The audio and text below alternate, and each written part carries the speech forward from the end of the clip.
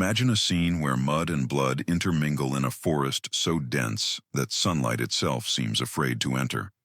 It is October 1918, the closing days of the Great War, and the dominant sound isn't the singing of birds, but the rhythmic, infernal chattering of German machine guns reaping American lives in seconds. In the heart of this nightmare, an image emerges that defies all military logic: a single soldier marching while leading 132 prisoners.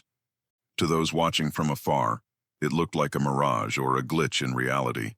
But that was Alvin York, a man who, months earlier, had sworn before God that he would never touch a weapon to take another human life. What happened during those hours of silence and gunpowder in the Argonne forest is what separates the man from the myth.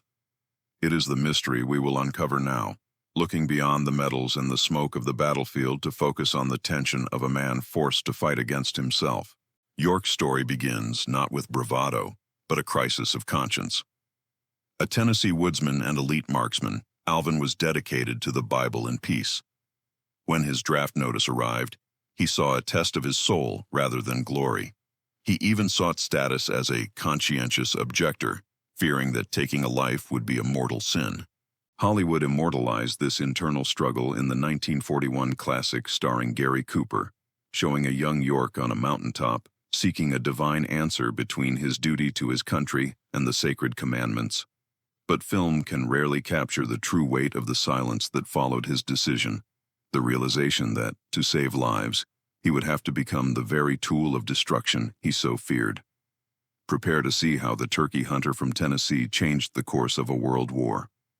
The sun on October 8, 1918, could barely pierce the fog of the Argonne forest when absolute chaos erupted. York's small detachment of 17 men was suddenly surrounded by a barrage of fire from German machine guns hidden on the ridges. Within minutes, 9 Americans were torn apart, and the officers lay lifeless in the mud. As the highest-ranking soldier left, York found himself forced to take command of a situation that looked like a certain death sentence. While his few remaining comrades took cover behind trees, York did the unthinkable. He lay down calmly in the open, ignoring the hiss of bullets. He used his Tennessee hunting techniques to silence the machine gun nests. He made a guttural turkey gobble to get the Germans to raise their heads out of curiosity. The moment they did, York fired with deadly precision. He wasn't fighting a war, he was simply hunting turkeys in the brush. The peak of the tension came when 6 German soldiers, realizing they were being decimated by a single marksman, lunged from their trench with bayonets for a frontal assault. With his rifle empty, York drew his Colt .45 pistol. Following his hunter's logic, he began shooting the last man in the line first, then the second to last. This cinematic tactic prevented the soldiers in front from seeing their comrades fall, preventing panic and allowing him to take down every single one of them alone. With every shot, the German battalion's confidence evaporated before this ghost, who seemingly couldn't miss. York wasn't just killing, he was dismantling an entire army's will to fight through a calm that bordered on the supernatural. From the enemy's perspective, they weren't facing a squad, but a force of nature that couldn't be hit. Major Paul Vollmer, stunned by the silent carnage, began to realize that his only hope for survival was total surrender. Major Vollmer, exhausted and with an empty pistol after trying to hit the solitary figure in the fog, felt the cold barrel of York's Colt .45 pressed against his throat. In that moment of absolute silence under the canopy of the Argonne, the German officer asked in English if York had many men. The reply, short and delivered with a mystical authority, was, "I have enough." Convinced he was facing an entire battalion, Vollmer blew his whistle for a total surrender. What followed was one of the most surreal scenes of the entire war. York, aided by the 7 survivors of his patrol, ordered the 132 Germans to move out in a column. As they marched through no man's land, Major Vollmer realized with horror that there were no hidden reinforcements. He had been subjugated by the audacity of a single rifleman.